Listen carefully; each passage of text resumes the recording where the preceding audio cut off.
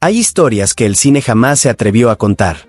Amores que nacieron en la penumbra de los estudios, en el silencio de las alcobas prohibidas, en el abismo de lo imposible.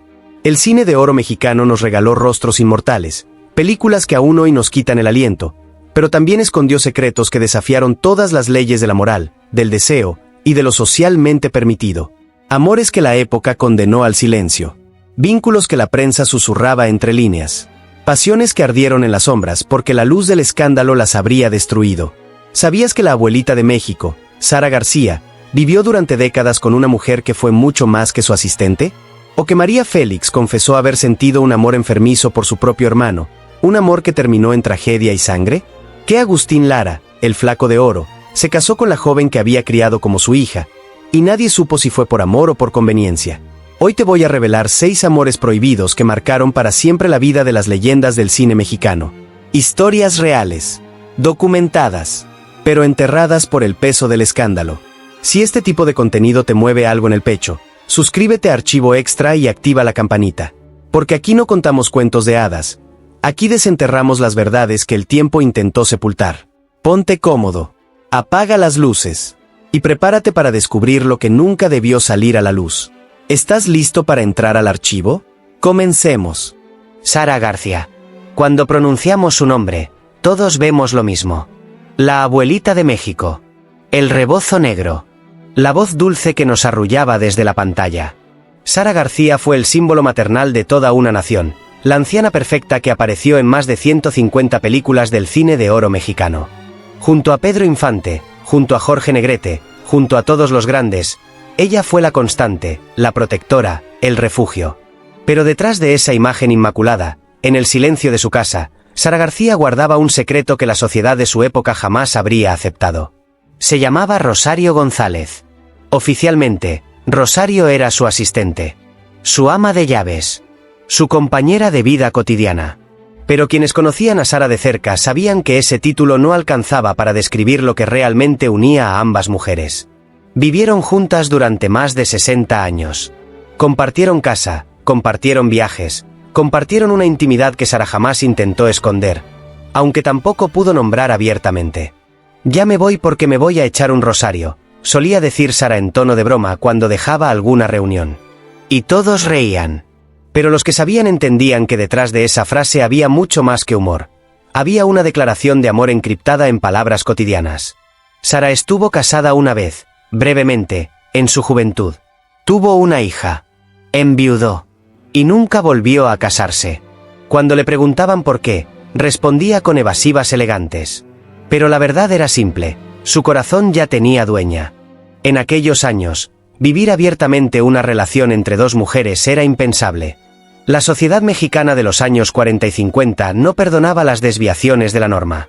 Y Sara, siendo una figura pública tan querida, tan respetada, tan asociada a la pureza maternal, no podía arriesgarse a que su imagen se derrumbara. Pero dentro del mundo del espectáculo, era un secreto a voces. Sus colegas lo sabían. Los directores lo sabían.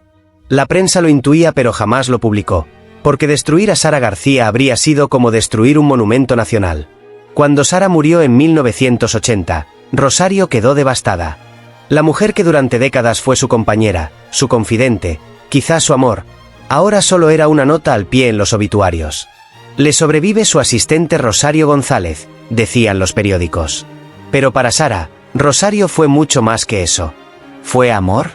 ¿Fue amistad profunda? ¿Fue un vínculo que simplemente no tenía nombre en ese tiempo? Lo que sí sabemos es que Sara García eligió vivir su verdad en silencio, y que detrás de la abuelita de México, había una mujer que amó como le dio la gana. María Félix. Si hay un nombre que resuena con fuerza, belleza y fuego en el cine de oro mexicano, ese es el de María Félix. La doña. La mujer que nunca se arrodilló ante nadie. La actriz de mirada de obsidiana que hizo temblar a hombres poderosos y rompió todos los moldes de su época. Tuvo amores legendarios, Jorge Negrete, Agustín Lara, hombres que la adoraron como si fuera una diosa inalcanzable. Pero antes de todos ellos, antes de la fama, antes de convertirse en la leyenda, hubo alguien más. Su propio hermano. José Pablo Félix.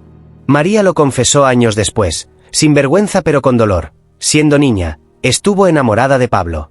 Lo describía como un hombre hermoso, moreno, con el cabello aclarado por el sol y un lunar junto a la boca idéntico al suyo. Lo apodaba el gato por sus ojos claros, casi amarillos, que la hipnotizaban. Pablo tocaba la guitarra. Cantaba. Tenía una dulzura que, según María, lo hacía irresistible. Y ella, apenas una adolescente, se enamoró de él con la intensidad devastadora de quien no entiende que hay amores prohibidos por la sangre. Sus padres lo notaron. Y tomaron una decisión drástica. Enviaron a Pablo al colegio militar, lejos de María, lejos de esa cercanía peligrosa que amenazaba con convertirse en algo mucho peor. Pero separar a dos personas no siempre mata el sentimiento. A veces solo lo intensifica. María quedó obsesionada. La distancia no hizo más que alimentar ese amor enfermizo, ese deseo imposible de nombrar. Y Pablo. Pablo cargaba con el peso de algo que no podía decir, de algo que lo consumía por dentro. Hasta que un día, Pablo decidió terminar con todo. Se disparó en la cabeza. La noticia destrozó a María. Su familia la culpó en silencio. Nunca más se habló de Pablo en esa casa. El nombre del hermano fue borrado de las conversaciones, como si nunca hubiera existido. Y María quedó marcada para siempre por una tragedia que jamás pudo procesar completamente. Años después, cuando María Félix se convirtió en la estrella más grande de México, cuando acumuló fortunas y amores y películas, nunca olvidó a Pablo. Cuando murió en 2002, dejó toda su herencia a su asistente Luis Martínez de Anda, ignorando por completo a su familia. ¿Venganza? ¿Rencor por haberla apartado de Pablo? Nadie lo sabe con certeza. Pero el libro Acuérdate María de Sergio Almazán profundiza en este oscuro capítulo y revela cómo ese amor prohibido marcó cada decisión que María tomó después. ¿Fue solo un amor platónico de adolescente? ¿O fue algo más profundo, más oscuro, más real? María Félix nunca lo aclaró del todo. Pero sí dejó claro que Pablo fue el amor que más le dolió, el único que jamás pudo tener. Chula Prieto y Miroslava Stern. En el esplendor del cine de oro, dos mujeres brillaban con luz propia. Chula Prieto y Miroslava Stern. Ambas hermosas. Ambas talentosas. Ambas envueltas en romances fallidos y relaciones que nunca terminaban bien. Pero había algo más que las unía. Una amistad tan profunda, tan intensa, tan exclusiva, que la prensa comenzó a murmurar. María del Carmen Prieto Salido, conocida artísticamente como Chula Prieto, nació en la Ciudad de México en 1929. Provenía de una familia acomodada, ganó concursos de belleza y entró al cine bajo el nombre de Linda Mayo. Participó en películas como Quinto Patio, 1950, y Las mujeres de mi general, 1951, compartiendo pantalla con Pedro Infante y otros grandes del cine. Pero Chula tenía una peculiaridad: rechazaba propuestas de matrimonio constantemente. Tuvo romances con el torero Carlos Arruza, con el actor español Mario Cabré, con el comediante Germán Valdés Tintán, pero ninguno prosperó. Siempre había una excusa. Siempre había algo que no encajaba. Y luego estaba Miroslava Stern. Nacida en Checoslovaquia, llegó a México siendo muy joven y conquistó al público con su belleza europea y su talento innegable. Participó en películas como Trotacalles, 1951, y Escuela de Vagabundos, 1954, junto a Pedro Infante. Pero al igual que Chula, sus relaciones amorosas siempre terminaban en fracaso. Las dos mujeres se volvieron inseparables. Se las veía juntas en fiestas, en estrenos, en viajes. Compartían confidencias que nadie más escuchaba. Y la prensa amarillista comenzó a inventar historias. ¿Eran solo amigas? ¿O había algo más? La respuesta nunca llegó. Porque en 1955, Miroslava Stern se suicidó. La versión oficial señala que lo hizo tras enterarse del matrimonio del torero Luis Miguel Dominguín con Lucía Bosé. Pero existe otra teoría, una que sugiere que Miroslava murió por un desamor prohibido, una relación con una mujer que no pudo florecer bajo la presión social de la época. Cuando Chula se enteró de la muerte de Miroslava, guardó silencio. No dio entrevistas. No hizo declaraciones. Simplemente desapareció del ojo público por un tiempo. ¿Qué pasó realmente entre ellas? Nadie lo sabe. Pero el silencio de Chula, el suicidio de Miroslava y los rumores que persiguieron a ambas hasta el final, sugieren que hubo un amor que no tuvo espacio para existir. Ramón Gay y Arturo de Córdoba. Ramón Gay era el galán elegante del cine mexicano. Arturo de Córdoba, el actor de mirada penetrante que protagonizó La diosa arrodillada y otras obras maestras.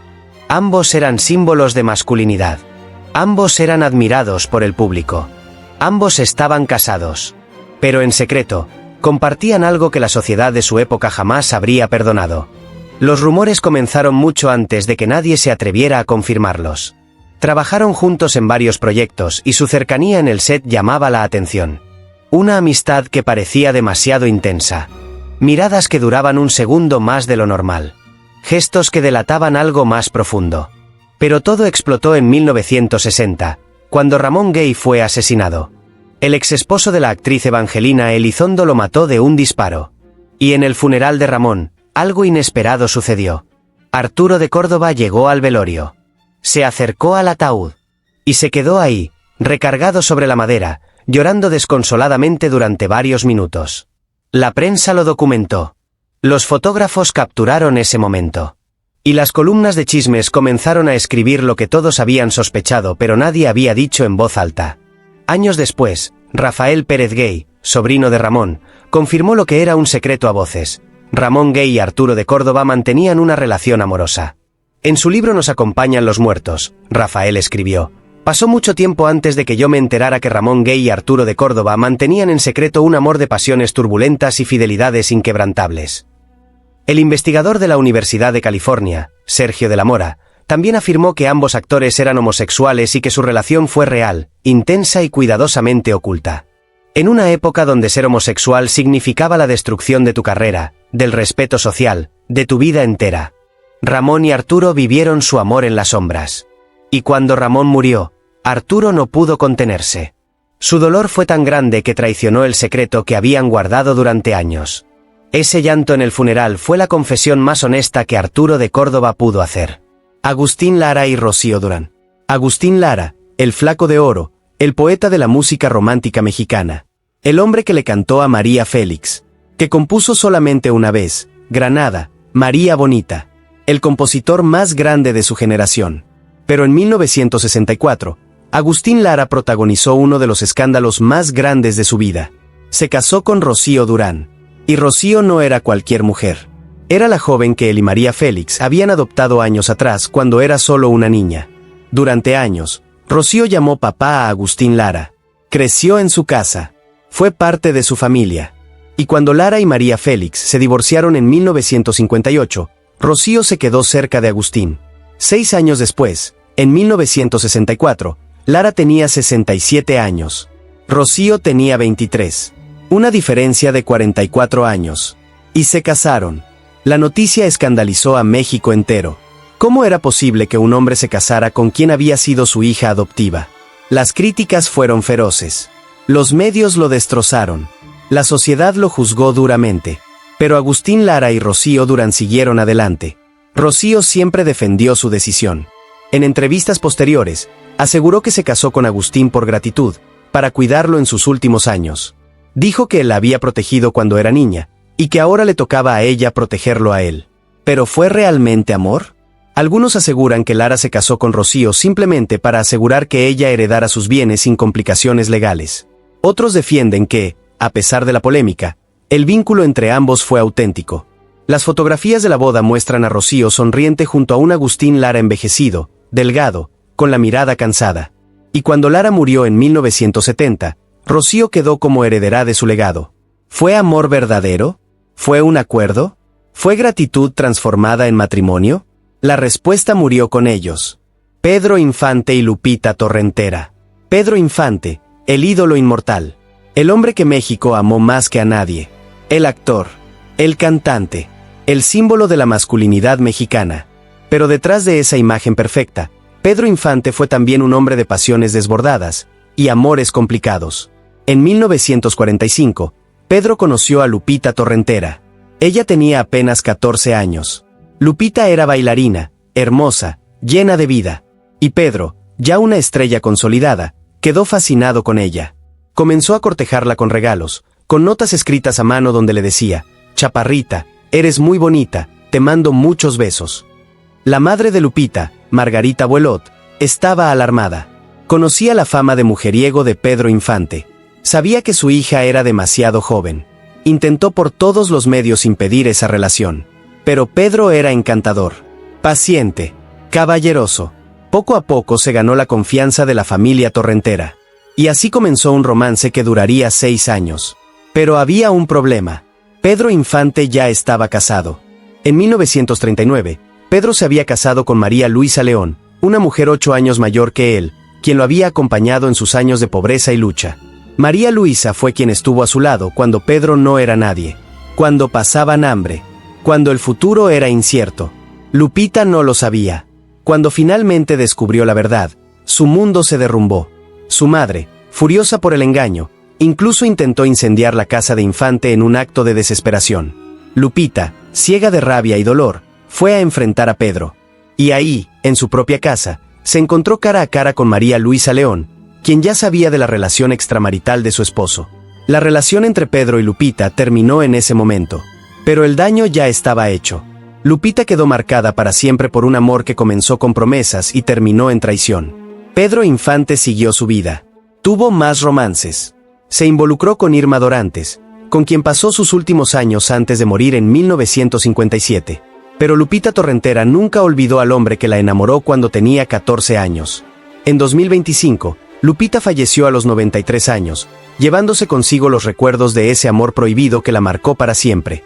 ¿Pedro Infante fue un hombre enamorado o simplemente un conquistador sin freno? Quizás ambas cosas. Quizás ninguna. Estas fueron 6 historias que el cine jamás contó en pantalla. Amores que desafiaron la moral, la ley, la sangre, el tiempo. Pasiones que ardieron en secreto porque la luz del escándalo las habría destruido. Sara García amó a Rosario en silencio durante 60 años. María Félix cargó con el peso de un amor prohibido que terminó en tragedia. Chula Prieto y Miroslava Stern compartieron un vínculo que nadie se atrevió a nombrar. Ramón Gay y Arturo de Córdoba vivieron un romance oculto hasta que la muerte lo reveló. Agustín Lara se casó con quien fue su hija adoptiva, y nadie supo si fue por amor o conveniencia. Y Pedro Infante rompió el corazón de una adolescente que lo amó con toda su alma. Estas historias nos recuerdan que detrás de cada leyenda del cine de oro, había un ser humano con deseos, miedos, pasiones y secretos. ¿Cuál de estas historias te impactó más? Déjamelo en los comentarios. Me encantaría leerte. Si este video te tocó algo profundo, dale like. Compártelo con alguien que ame el cine de oro tanto como nosotros. Y si aún no lo has hecho, suscríbete a Archivo Extra y activa la campanita. Aquí seguimos desenterrando las historias que el tiempo intentó borrar. Nos vemos en el próximo archivo. Hasta pronto.